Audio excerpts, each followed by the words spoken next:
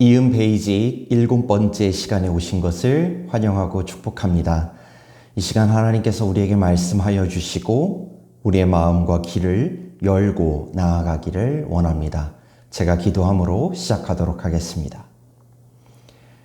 살아계신 하나님, 이음 베이직 7번째 시간을 시작하게 하시니 감사합니다. 이 시간 우리와 함께 해 주실 줄 믿습니다.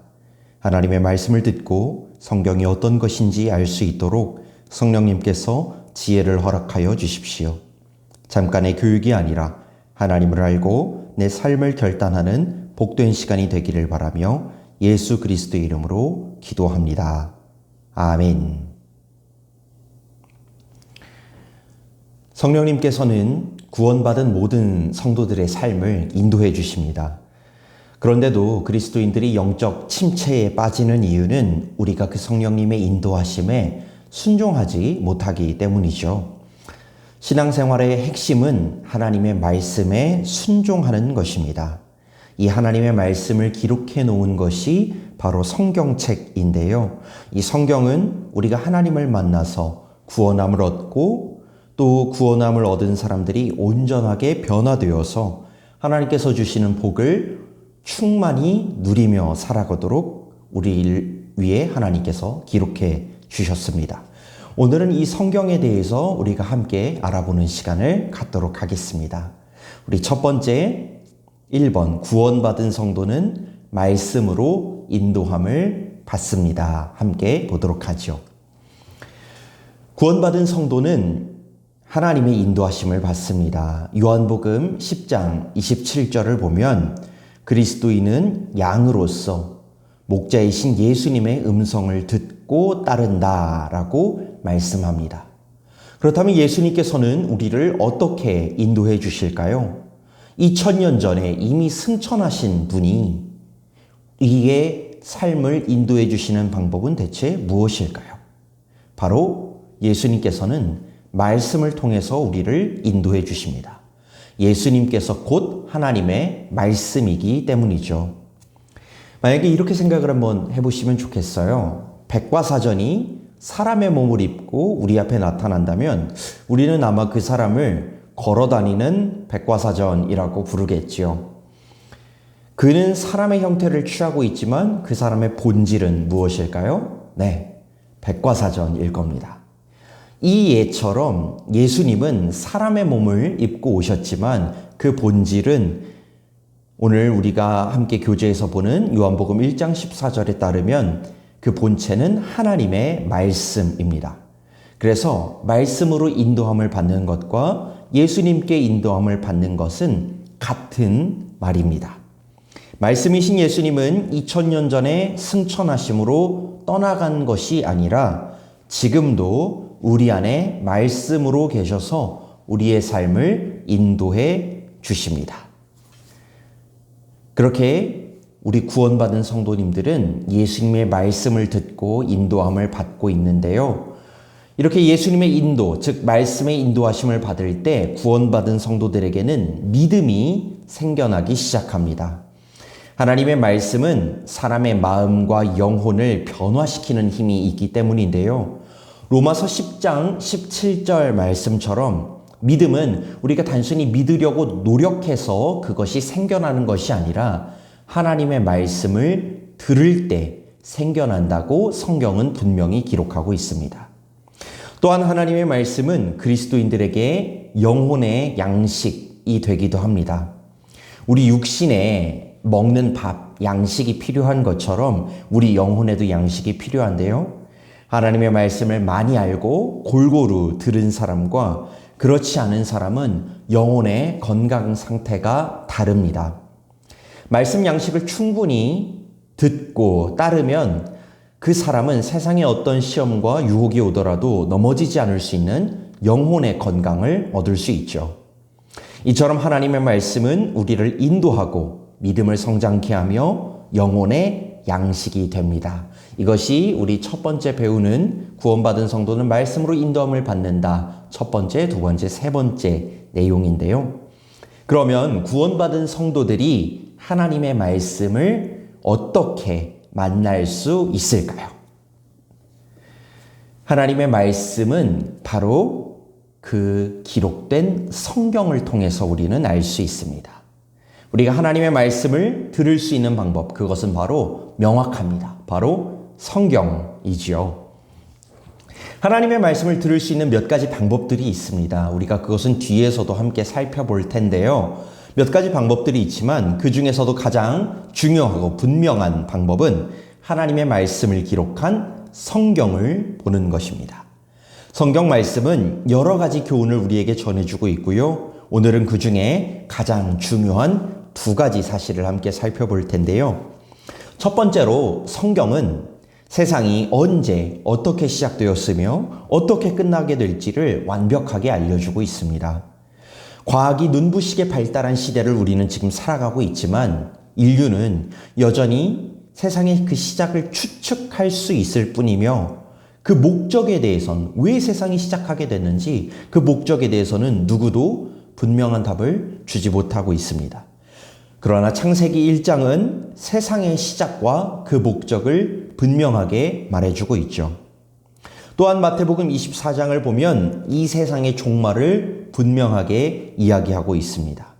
세상이 과연 언제까지 존재할까요? 아무도 알지 못하지만 성경은 온 세상에 복음이 전파되고 예수님이 재림하실 때 세상의 종말이 온다고 말하고 있습니다.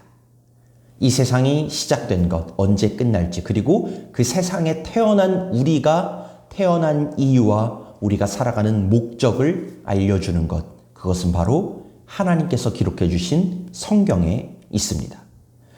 뿐만 아니라 성경은 인간이 구원에 이르는 길을 알려주고 있습니다. 성경이 기록된 목적은 사람들이 이 구원을 얻게 하기 위함인데요.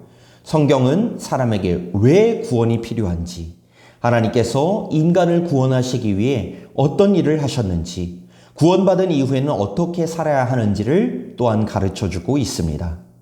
우리가 인생을 살면서 죄의 유혹과 많은 어려움 속에 살아가지만 그 누구나 바라고 있는 그 구원을 얻는 방법, 세상에 돈도 명예도 그 어떤 지혜도 줄 수 없는 그 구원을 얻는 방법은 오직 성경을 통해서만 얻을 수 있습니다.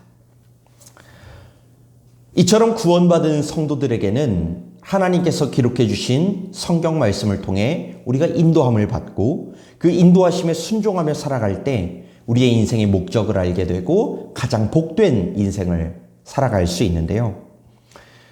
하나님께서 예비하시는 가장 선하고 복된 길을 따라 살 수 있는 존재이지만 때때로 구원받은 성도도 영적인 침체가 올 때가 있습니다. 우리 3번이죠. 구원받은 성도에게 영적인 침체가 오는 이유가 무엇일까요? 우리는 그 영적인 침체가 올 때 그 이유와 원인을 정확하게 파악하고 또한 진단하며 가야 할 필요가 있습니다. 우리 몇 가지 그 이유들을 함께 알아보도록 할 텐데요.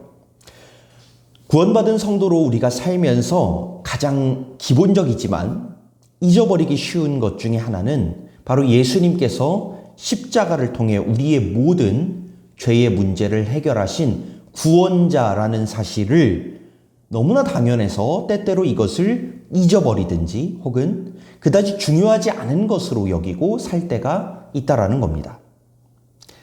그러나 인류의 죄의 문제, 내가 평생 헤어나올 수 없는 연약한 인간의 모습, 완전할 수 없는 그 인간의 모습에 대한 유일한 정답, 이 십자가를 우리가 잊어버리게 되면 우리는 다른 방법들을 찾기 시작합니다. 세상의 명예를 찾든지 돈을 찾든지 사람을 찾게 되죠. 그러나 그 방법에서 여전히 우리는 구원받을 수 없다는 것을 알고 있습니다. 그 구원의 유일한 길이 십자가라는 것을 알고 이 그리스도인의 길에 섰지만 이 가장 기본적이고 중요한 사실을 우리가 잊어버리게 되면 우리는 다시 다른 길을 찾아서 고통 속에 헤매일 수밖에 없습니다. 십자가의 구원의 진리를 떠나면 신앙생활을 하면서도 영적인 침체가 올 수밖에 없다는 것을 꼭 기억하시면 좋겠어요. 두 번째는 기도 생활입니다. 기도는 전능하신 하나님께서 우리 삶에 간섭하시고 역사하시게 하는 통로입니다. 그러므로 우리가 기도하지 않으면 하나님께서 우리의 삶에 개입하실 수가 없습니다. 하나님은 우리를 마치 꼭두각시처럼 좌지우지하시는 분이 아니거든요. 우리의 생각과 인격과 우리의 결정을 존중하시고 함께 가기를 원하시는 분이십니다. 그래서 하나님께서는 우리를 향해 손을 뻗으시면서도 우리가 그 손을 꼭 붙들기를 기다리고 계시죠. 그것이 바로 기도라는 통로인데요. 이 통로가 막혀버리면, 단절돼 버리면 하나님의 도우심과 역사하심을 받을 수가 없습니다. 그래서 영적 침체에 빠질 때 내가 기도 생활을 잘 하고 있는지 꼭 돌아보시기를 바랍니다. 세 번째는 환난과 어려움에 대한 자세입니다. 예수님 믿고 살면 항상 좋은 일만 있을까요? 아니요, 그렇지 않습니다. 목사인 저에게도 똑같이 어려운 일들은 다가옵니다. 환난이나 어려움을 만날 수 있고요. 그것은 우리를 분명히 고통스럽게 합니다. 그러나 예수 믿는 사람이 겪는 환난과 어려움은 그냥 환난과 어려움으로 끝나는 것이 아니라 하나님의 뜻과 인도하심이 분명히 그 안에 숨겨져 있습니다.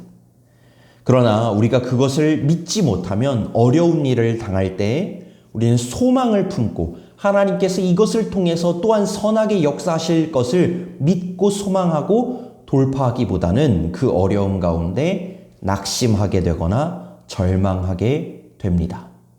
신앙생활을 하면서 영적인 침체가 오고 낙심하게 되고 절망하게 됐을 때 내가 이 낙심과 절망 가운데서도 하나님께서 주시는 소망이 있다는 것을 꼭 기억하시기를 바랍니다.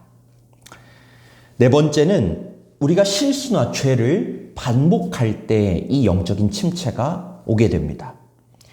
사람은 회개하고 변화하기도 합니다. 그러나 때로는 우리 죄를 반복하고 실수하기도 해서 하나님께서 책망과 징계를 주실 때도 있습니다. 우리가 실수하더라도요, 돌아서면 됩니다. 회개하면 됩니다.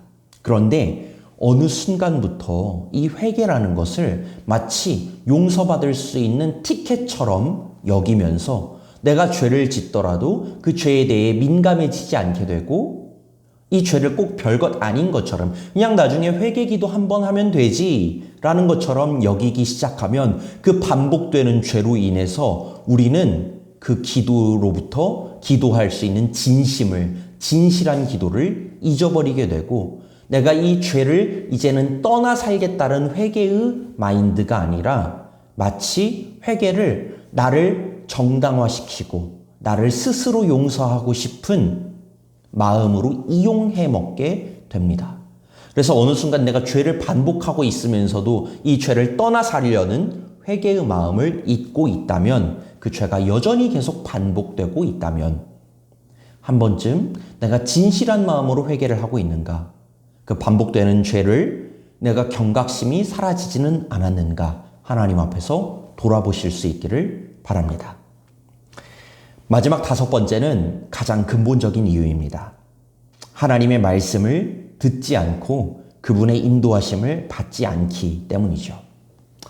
구약 성경을 보시면 사울이라는 왕이 나옵니다. 이 왕은 하나님께서 세우신 왕이었어요. 그런데 결론적으로 이 왕은 실패한 왕이 되고 맙니다. 왜냐하면 자기가 듣고 싶은 것만 듣고 자기 뜻대로 행하다가 결국 하나님의 음성을 듣지 못하고 하나님의 뜻대로 살지 못했기 때문입니다.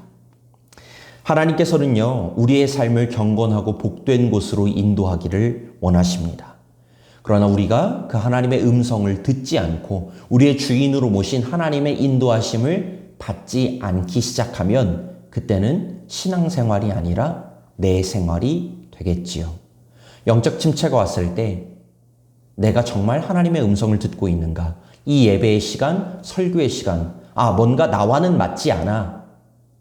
나의 기준을 가지고 하나님과의 시간을 재단하고 판단하고 한정짓고 있다면 겸손한 마음으로 다시금 온전히 하나님의 음성에 귀 기울이고 이 예배 시간에 집중하고 하나님께서 대언케 하시는 그 설교의 말씀을 온전히 듣기 위하여 부단히 애쓰실 수 있기를, 그 하나님의 음성에 겸손히 귀 기울이실 수 있기를 바랍니다. 이제 마지막 네 번째네요. 이러한 영적 침체를 돌파하는 길. 우리가 5가지 기준을 통하여서 영적 침체 상황에 빠진 나를 진단했다면 이제 이 영적 침체를 돌파하는 길은 하나님의 음성을 듣고 순종하는 것입니다.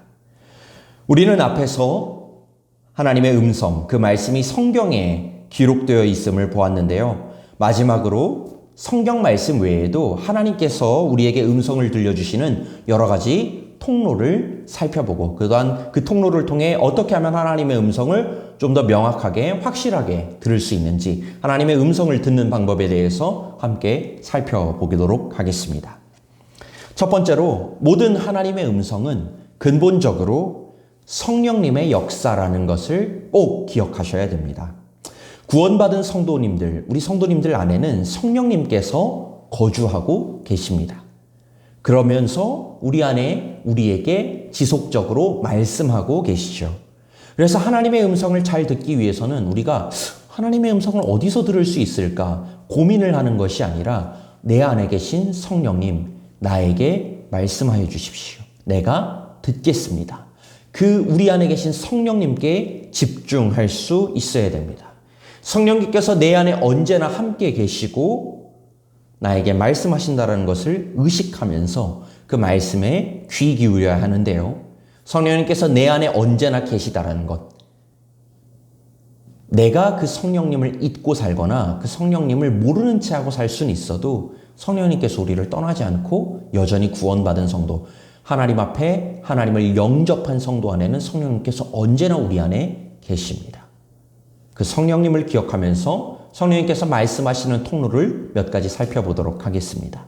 첫 번째, 성령님의 말씀의 통로는 우리 일상 가운데 주시는 음성, 바로 양심입니다.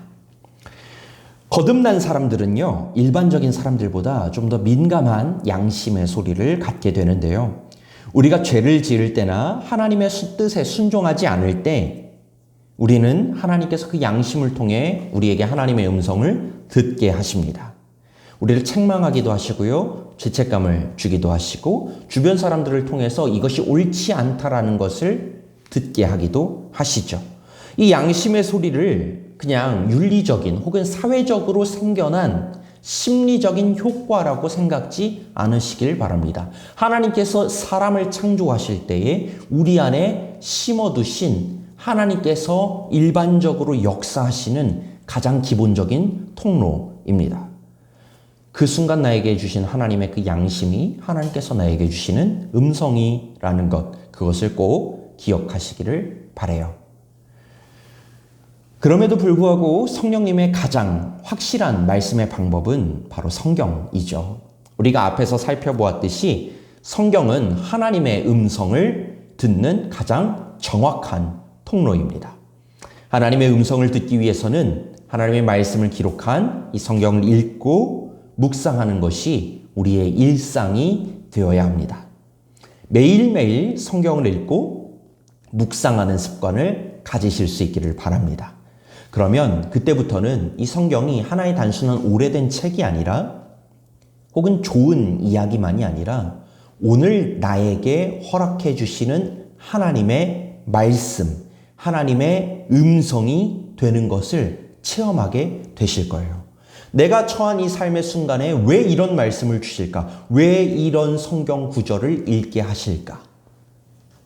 그 하나님의 뜻이 우리 안에 체험되고 정말로 하나님께서 내 상황을 보고 계시고 알고 계시며 나에게 말씀하고 계시는구나 라는 것을 체험하게 되실 거예요. 그래서 체계적으로 성경이 배울 기회가 있다면 양육이라든지 제자훈련, 성경 공부를 받아보실 수 있기를 추천하고 권합니다.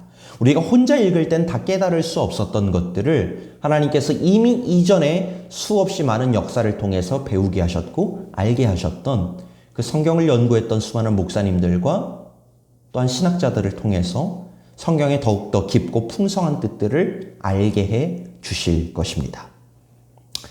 우리 교재 4번입니다. 하나님께서는 또한 기도를 통해서 하나님의 당신의 음성을 들려주십니다. 기도를 마치 하나님으로부터 자신이 원하는 것을, 필요한 것을 얻는 수단으로 생각할 때가 많이 있습니다. 특히 기도가 정확하게 무엇인지 모르는 세상 사람들이 뭔가를 기도한다라고 할 때 소원을 이루는 방법으로 생각할 때가 많죠. 그러나 기도는 명확하게 말하면 하나님과의 교제를 나누는 통로입니다. 우리가 그 안에서 우리의 소원을 아시는 하나님의 응답을 받기도 하죠. 그래서 소원을 이루는 것도 기도의 한 역할이기도 하지만 소원을 이루는 것만이 기도의 전부는 결코 아닙니다. 기도의 본질은 우리가 이전 시간들에서도 함께 본 것처럼 하나님과 교제를 나누는 것이죠. 성경에 보면 많은 사람들이 기도하던 중에 환상을 보거나 하나님의 음성을 들었던 것을 보게 됩니다. 기도는 나의 간구를 드리고 그에 대한 하나님의 음성을 듣는 방법임을 기억하면서 우리가 영적 침체를 돌파하는 방법, 바로 기도 생활을 이어가는 것입니다.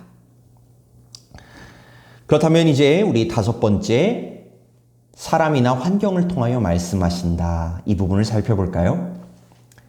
하나님은 성경과 기도뿐만이 아니라 우리의 일상 속에서 사람이나 환경을 통해서 말씀하기도 합니다.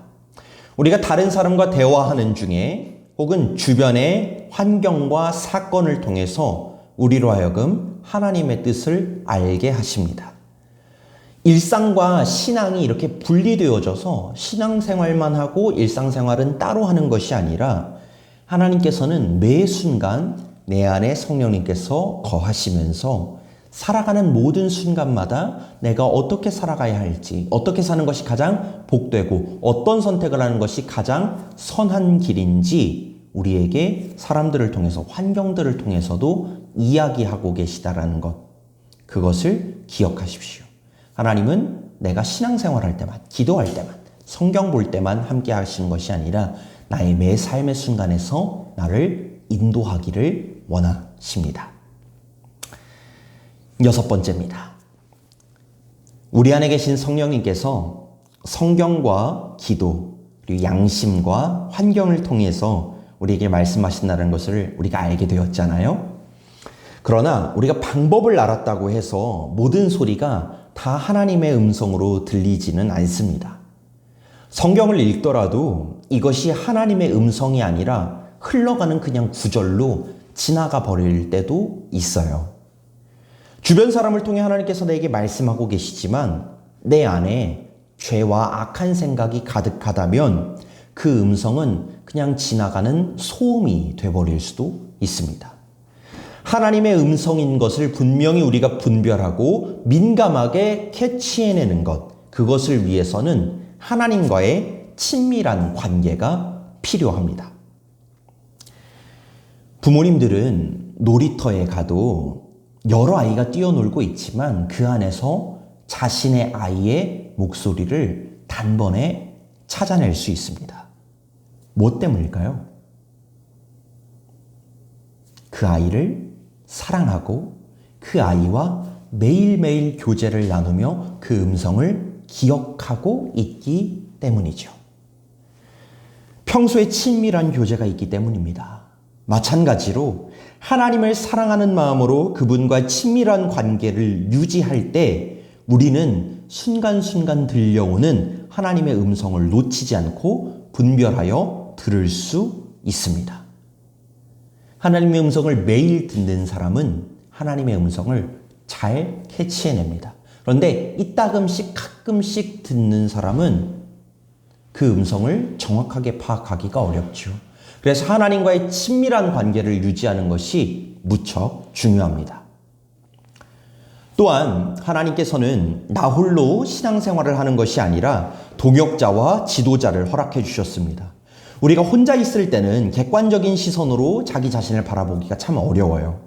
그런데 신앙의 동역자인 교회 식구들, 영적인 리더인 목회자의 도움이 우리 곁에 있습니다.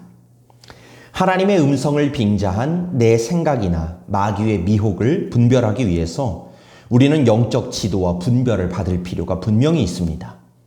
나 혼자 모든 신앙생활을 할 수 있다라고 생각하는 것은 교만입니다. 우리가 영적 침체에 빠졌을 때 반드시 스스로 헤어나올 수 있다고 그 누가 장담할 수 있을까요? 하나님께서는 분명하게 교회 공동체를 이루도록 명령하셨고 서로를 위해 중보하도록 우리를 만나게 하셨으며 직분과 사명을 통해서 양육되고 치리받도록 하셨습니다. 뭔가 중요한 결정을 내려야 할 때가 있을 때는 교회를 통해서, 목회자를 통해서 영적인 분별과 지도를 받으셔야 합니다. 그리고 이제 마지막으로 하나님께서 무엇을 말씀하시든지 순종하겠다라는 결단과 열린 마음이 있을 때 그 음성을 듣는 우리의 귀가 열리게 됩니다. 누가 앞에서 아무리 얘기해도요, 들을 필요가 없고 듣더라도 내가 따를 생각이 전혀 없으면요, 사실 우리 귀는 닫혀집니다. 반대로 열린 마음과 순종하겠다라는 결단은 우리의 귀를 열리게 하죠. 내가 원하는 하나님께서 그 답을 주면 내가 따르고 내가 원하는 이야기가 아닌데 싶으면 거절하겠다, 이런 태도는요, 하나님의 음성을 가로막고 내 귀를 닫을 수밖에 없습니다. 내가 듣고 싶은 것이 아니라 하나님께서 말씀하시는, 나의 주인 되시며 인도자 되시는 하나님께서 말씀하시는 것을 내가 오롯이 받들고 순종하겠다라는 그 마음이 꼭 필요합니다. 여러분, 그 마음을 품으십시오. 그때에 비로소 하나님의 음성을 듣는 귀가 열리게 될 것입니다. 오늘 이렇게 우리가 모든 순서를 다 살펴봤는데요. 지금까지 우리는요, 구원받은 성도가 하나님의 음성과 그 말씀에 순종해야 한다는 것을 배웠습니다. 항상 말씀 보기를 시작하십시오. 이제 그 훈련을 시작하십시오. 언제나 우리에게 말씀하시는 그 음성을 듣기 위해 말씀을 읽고 기도하십시오. 우리가 영적 침체를 겪을 때도 있을 것입니다. 그러나 하나님께서는 그것을 진단할 수 있는 방법도 알려주셨고 돌파할 수 있는 길도 열어주셨습니다. 여러 통로로 찾아오는 우리 안에 계신 성령님의 그 음성을 귀 기울이시면서 그 음성을 듣고 성경 말씀을 붙들고 하나님의 복된 인도하심을 받아 살아가는 우리 모든 영신 성도님 되시기를 간절히 축복합니다.